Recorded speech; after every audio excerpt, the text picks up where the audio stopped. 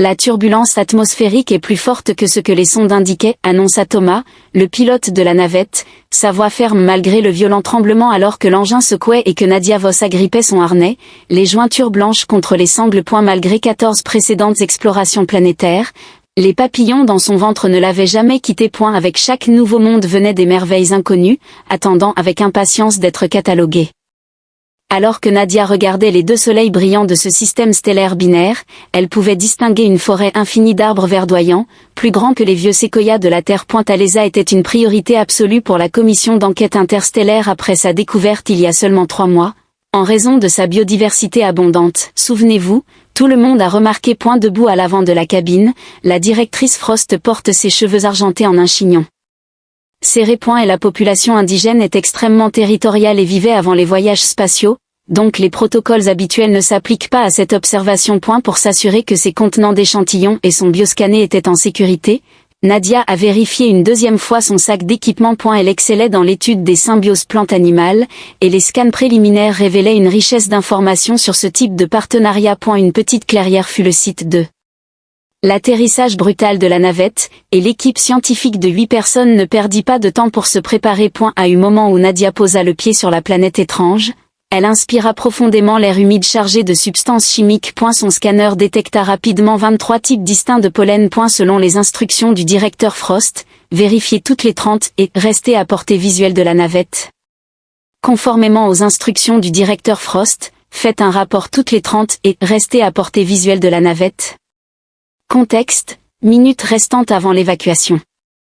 N-texte à traduire, minutes restantes avant l'évacuation. Alors que Nadia suivait un petit ruisseau à travers le sol de la forêt, elle prenait des photos des plantes en forme de spirale qui poussaient le long des rives du ruisseau. En se recroquevillant légèrement à mesure qu'elle s'approchait, les plantes semblaient répondre à sa présence. Des heures passèrent alors qu'elle collectait minutieusement des échantillons sans perturber l'écologie, une tâche qui exigeait toute son attention. Un bruit étrange résonna à travers la forêt, et Nadia leva les yeux pour voir que le soleil avait disparu sous l'horizon, projetant une ombre sur le bois. Elle jura silencieusement en déclenchant son balise de localisation, mais n'obtint aucune réponse. À la base de son communicateur, elle échoua. Vous recevez des interférences ?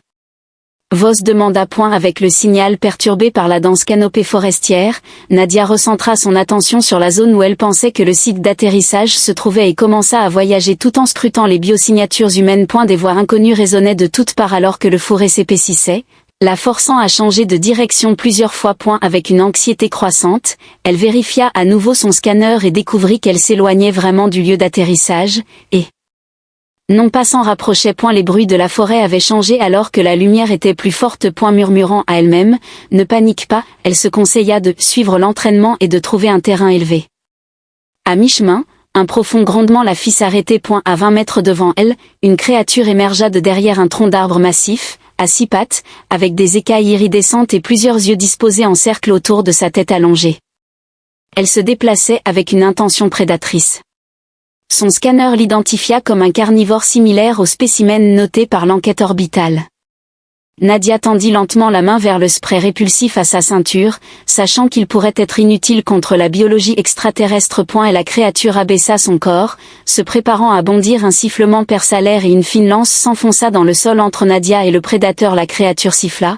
Reculant de la tige vibrante d'en haut, une silhouette tomba au sol de la forêt avec une grâce impossible, grande et élancée, avec une peau de couleur cuivre poli qui semblait scintiller de motifs bioluminescents. Humanoïde mais clairement pas humain, le guerrier autochtone se tenait protecteur entre Nadia et le prédateur, parlant dans des tons bas et mélodieux qui, d'une manière ou d'une autre, attiraient l'attention de la créature. À l'étonnement de Nadia, le prédateur recula, disparaissant dans les broussailles. La silhouette se tourna pour lui faire face. Pour l'être, il semblait masculin, avec des traits angulaires et de grands yeux en amande d'un ambre profond. Des motifs complexes spiralaient sur ses bras et son visage exposé, brillant faiblement dans la lumière déclinante. Il portait des vêtements simples en fibres végétales tissées et tenait une seconde lance en une matière semblable à de l'os. Merci, dit Nadia, sachant qu'il ne comprendrait pas mais se sentant obligé de reconnaître son intervention. Le natif l'observa avec une curiosité évidente. Et la tête légèrement inclinée, il parlait sa langue, fluide comme l'eau sur les pierres. Nadia activa son traducteur universel bien qu'il lui faudrait du temps pour analyser ses schémas de discours. Elle parla avec précaution, en pointant vers le ciel puis autour de la forêt, avant de dire enfin, « Mon peuple, mon camp ». L'homme autochtone s'approcha de Nadia avec prudence, s'arrêtant juste avant d'atteindre ses bras. Et elle fit ensuite un geste d'observation vers son scanner, et Nadia hocha la tête en signe d'accord. Oui, dit-il, j'étudie les plantes et les animaux. Avec un sourire subtil se formant sur ses lèvres, il désigna de lui-même et des plantes en forme de spirale voisine avant de pointer vers sa mallette d'échantillons. C'était soit une coïncidence remarquable ou peut-être que son traducteur essayait simplement de trouver la correspondance phonétique la plus proche, que le nom de Nadia soit exactement comme celui d'un corps céleste sur terre. Elle cligna des yeux, émerveillée. Elle a dit, Nadia, en se tapotant la poitrine. À la tombée de la nuit, le sol de la forêt devenait plus dangereux. Orion fit un geste de grimper à Nadia et pointa vers le haut, signalant que le sol de la forêt serait encore plus dangereux la nuit. Comme pour confirmer ses pensées, des hurlements lointains résonnèrent à travers les arbres, suivis de bruits de fracas, alors qu'une grande silhouette se déplaçait dans les sous-bois. Nadia hocha rapidement la tête. Orion s'approcha d'un motif en spirale sur le tronc de l'arbre que Nadia avait pris pour des marques naturel. D'un toucher de sa paume, il révéla des prises dans le tronc. Après une brève pause, Nadia rassembla son équipement et commença à grimper. Les prises étaient parfaitement espacées, menant vers une section creuse de l'immense arbre. Alors qu'ils montaient, la porte d'écorce se fermait derrière eux, et des champignons bioluminescents diffusaient une douce lumière bleue. Finalement, ils émergèrent sur une plateforme intégrée à la structure naturelle de l'arbre. Le peuple d'Orion se déplaçait parmi les arbres vivants, leur peau de cuivre scintillant de motifs subtils dans la pénombre. Des plateformes similaires étaient reliées aux arbres voisins par de délicates passerelles, formant un réseau complexe au-dessus de la canopée. Plusieurs habitations étaient visibles, construites en harmonie avec les arbres. Alors que Nadia se faufilait à travers la construction organique, Orion désigna un petit bâtiment. Alors qu'elle marchait avec lui sur un pont oscillant, Nadia ressentait un mélange d'excitation professionnelle et de crainte personnelle. Elle avait découvert quelque chose d'incroyable, une civilisation véritablement durable qui vivait en parfaite harmonie avec son environnement. Mais demain, son équipe la chercherait, ce qui pourrait mettre en danger cette communauté paisible. Les décisions seraient difficiles, mais ce soir, elle était reconnaissante d'être en vie, regardant les étoiles apparaître à travers les interstices du feuillage avec un être d'un autre monde qui avait choisi de lui sauver la vie au lieu de se prélasser dans la douce luminosité de la nuit bioluminescente. Alors qu'il préparait un dîner délicat pour eux, Nadia ne pouvait s'empêcher d'étudier le visage d'Orion à la lumière. Un spectacle a coupé le souffle de lumière dorée traversant le feuillage émeraude annonça l'aube sur Talachia, et leurs yeux se rencontrèrent à travers le petit espace. À ce moment-là, une connexion transcenda les énormes disparités entre leurs espèces. Après une brève période de désorientation, Nadia se souvint de son emplacement grâce au balancement apaisant de l'habitat arboré. S'asseyant sur le tapis de couchage qu'Orion lui avait donné, elle sentit ses muscles se raidir à cause de l'épreuve d'hier. Le village arboricole était en effervescence, avec les sylvaines, telles qu'elle les avait imaginées, se déplaçant de manière fluide et gracieuse le long du réseau de plateformes et de ponts. Des enfants à la peau cuivrée et aux yeux ambrés jouaient à cache-cache sur les passerelles oscillantes, ce qui aurait effrayé la plupart des humains. Nadia vérifia une fois de plus son équipement, s'assurant que son communicateur était toujours hors service mais que son scanner fonctionnait. Elle devrait se rendre en terrain élevé pour entrer en contact avec l'équipe d'expédition. Orion est arrivé à la maison avec un bol en bois rempli de fruits vibrants et de noix ou de graines. De la nourriture du matin, dit approximativement son traducteur. Merci, répondit Nadia en prenant le bol. Elle examina le contenu, soulagée de voir qu'il était comestible pour les humains. Le fruit avait une douceur subtile, comme une combinaison de mangue et d'agrumes, et Orion la regardait manger avec une curiosité sans gêne. Sa peau cuivrée semblait moins éclatante à la lumière du jour, bien que les motifs complexes soient toujours visibles. Ils essaient de me trouver. Je dois faire un signal. Le cœur de Nadia s'emballa. L'attitude d'Orion devint sérieuse alors qu'il indiquait une marque en spirale sur son avant d'âge-bras. Et elle continua en montrant des motifs similaires gravés dans le bois vivant des lieux sacrés de l'habitat. Nadia, une xénobiologiste, trouvait cette idée horrible. Leur première directive était toujours de minimiser l'impact. Je peux aider, dit-elle en se désignant. Orion sembla réfléchir à cela, ses yeux ambres l'observant intensément. Finalement, il hocha la tête une fois et lui fit signe de le suivre. Ils descendirent vers une plateforme plus grande où un groupe de sylvans plus âgés s'était rassemblé. Leur marque était plus complexe que celle des Orions, couvrant l'ensemble de leur corps visible. Et la matriarche Sélénie, une femme dont la peau était devenue un bronze poli à partir de cuivre en vieillissant, prit Les devant lorsqu'il fut présenté, Orion s'inclina respectueusement dans son discours long et lyrique, l'ancienne loua l'intelligence de Nadia, disant « Vous êtes la bienvenue en tant qu'observatrice de la vie, mais votre espèce apporte des machines qui n'écoutent pas la forêt. » Les yeux expressifs de Nadia révélaient un niveau de perspicacité qui allait bien au-delà des stéréotypes grossiers des résultats du sondage. « Je comprends, dit Nadia en se tournant vers la matriarche, mais mon but est d'étudier, pas de nuire. Si mon peuple cause des dommages, je veux les arrêter. » La traduction du traducteur était imprécise. Alors que son traducteur donnait une estimation approximative, le visage de Célène s'adoucit et elle tendit la main pour toucher le tatouage en spirale sur son front. En désignant la vaste forêt, elle dit « Les chemins en spirale relient tous les êtres vivants. » Orion l'a formulé ainsi, vos machines les coupent, rompant le flux. En entendant le langage écologique des Sylvans, l'esprit scientifique de Nadia s'emballa avec les implications des réseaux mycorhiziens. Les spirales sacrées qu'elle respirait étaient des connexions fongiques souterraines entre les arbres. Les Sylvans ne parlaient pas métaphoriquement. Ils décrivaient de véritables réseaux biologiques.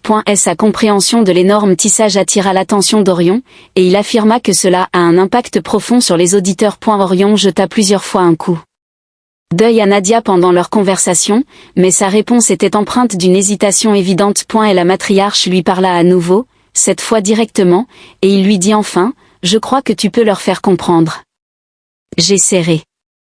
Nadia a promis de faire de son mieux pour persuader le directeur Frost de changer leurs opérations avant leur départ. Avec des doigts délicats, Sélénie s'approcha de Nadia et, utilisant un pigment produit à partir de plantes, dessina un motif spiralé basique sur son avant-bras comme mesure de protection. Orion montra comment marcher tout en comprenant le mouvement du geste. Le voyage à travers la canopée était absolument époustouflant. Orion guida Nadia le long de chemins invisibles aux yeux non entraînés. Il traversait des branches qui s'affaissaient légèrement sous leur poids, des vignes capables de soutenir un grimpeur, et des espaces creux à l'intérieur de troncs massifs qui offraient des raccourcis entre les niveaux. De temps en temps, il posait sa main sur la surface d'un arbre, fermait les yeux un instant, puis changeait de direction. Nadia ne s'était jamais attendue à ce qu'une espèce indigène l'accepte si facilement lors de ses 14 enquêtes planétaires. Tu peux sentir où ils sont? Orion, le tissage porte des vibrations que vos machines perturbent, de nombreuses connexions, demanda Nadia. Orion hocha la tête en signe d'accord. En atteignant la lisière du royaume elfique, ils descendirent jusqu'au sol de la forêt tandis qu'Orion la guidait à travers les broussailles épaisses jusqu'à ce qu'ils arrivent à une clairière dissimulée. Ils observèrent un rover d'expédition fendant sous bois, ses traces déchirant la végétation. Sol que Nadia savait maintenant contenait le délicat réseau mycorhizien que les Sylvans vénéraient. Ils ne savent pas, murmura-t-elle à Orion, ils ne comprennent pas ce qu'ils endommagent. Il pointa une autre zone où plusieurs figures humaines en uniforme d'expédition prenaient des échantillons de sol et scannaient les grands arbres. Tous les dommages ne proviennent pas de l'ignorance, dit-il, ces mots traduits portant un poids inattendu avant que Nadia ne puisse lui poser des questions. Une voix familière appela son nom. Nadia, Dieu merci, Thomas émergea de derrière le rover, le soulagement évident sur son visage. Nous avons cherché partout depuis que tu as raté le pointage. Orion se tendit à ses côtés, mais Nadia posa une main rassurante sur son bras. C'est bon, c'est un ami. Elle s'avança dans la clairière en faisant signe à Thomas.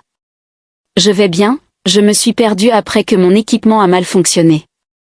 Thomas se précipita vers elle, puis s'arrêta brusquement lorsqu'Orion émergea de la végétation, sa main se dirigeant instinctivement vers le dispositif de dissuasion standard à sa ceinture.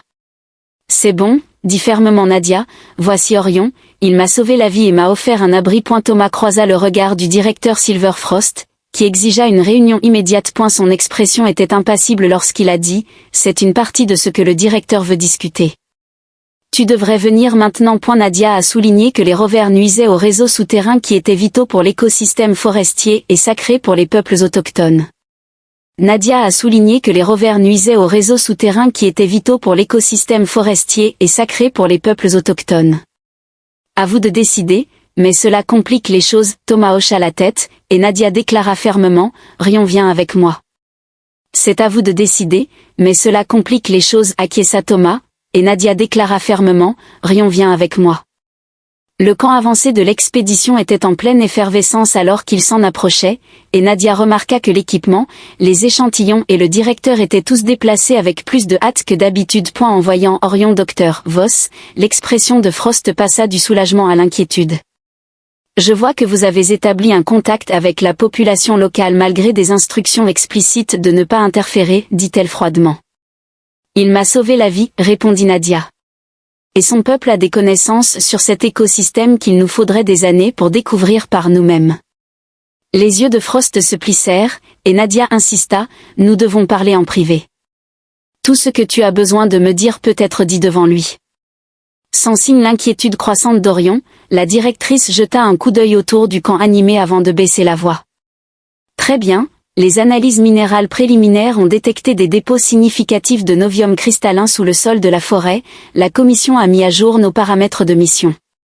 La perspective de passer de la stratégie d'enquête à l'évaluation des ressources a rendu Nadia malade à l'estomac. Le novium, le conducteur d'énergie le plus efficace découvert au cours du dernier siècle, était crucial pour les propulseurs supraluminiques et l'établissement de colonies, et sa valeur était incalculable. Frost l'informa que des équipements spécialisés seront envoyés pour évaluer la faisabilité de l'extraction. Orion resta immobile, ce qui, selon Nadia, était un signe qu'il ne pouvait pas comprendre leur conversation dans son intégralité. Cependant, il a bien saisi l'implication et le ton concernant les réseaux microasal.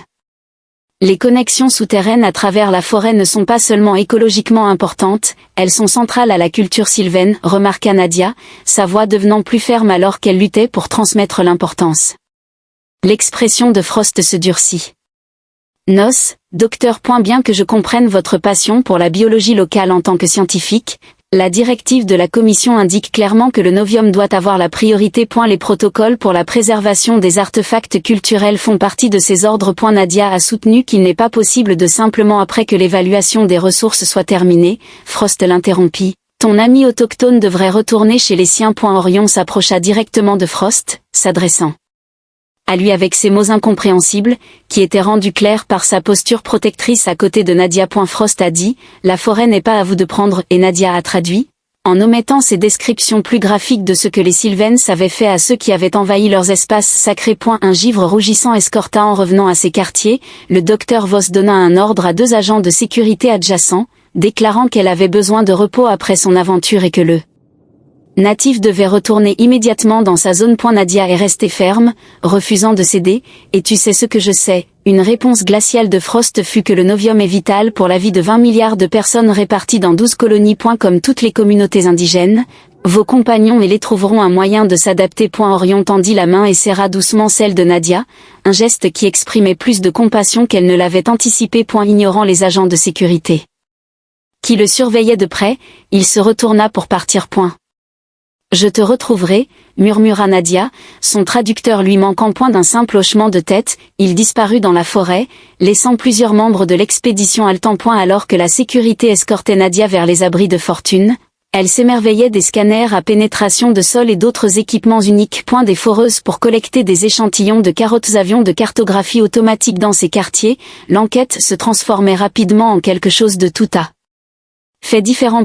Si les soupçons de Nadia concernant l'interconnexion du réseau microasal sylvain et des dépôts de novium étaient corrects, alors supprimer l'un ou l'autre anéantirait l'autre et, par extension, la civilisation sylvaine dans son ensemble. Alors, elle a sauvegardé toutes les données de son scanner sur un disque personnel sécurisé et a supprimé les fichiers originaux. Alors que la nuit tombait sur le campement de l'expédition, Nadia se retrouva incapable de dormir. En regardant par sa fenêtre, elle aperçut les 2 lunes de Talachée s'élever au-dessus des cimes des arbres, leur lumière argentée illuminant la forêt ancienne en dessous. À eu loin, Orion racontait probablement les événements qu'il avait vécus à son peuple. Et la décision de Nadia se solidifia alors qu'elle regardait les lunes se lever, s'assurant qu'elle n'emportait que l'équipement nécessaire et son disque de données. Nadia sortit discrètement de sa chambre par la fenêtre alors que le garde de nuit se concentrait sur les menaces extérieures. Elle disparut dans l'obscurité de la forêt de Thalès, suivant les motifs en spirale qu'Orion lui avait demandé de chercher pour revenir à son. Nadia s'est faufilée hors de sa chambre par la fenêtre pendant que le garde de nuit se concentrait sur les menaces extérieures. Elle a disparu dans l'obscurité de la forêt de Thalès, suivant les motifs en spirale qu'Orion lui avait indiqués pour revenir chez lui.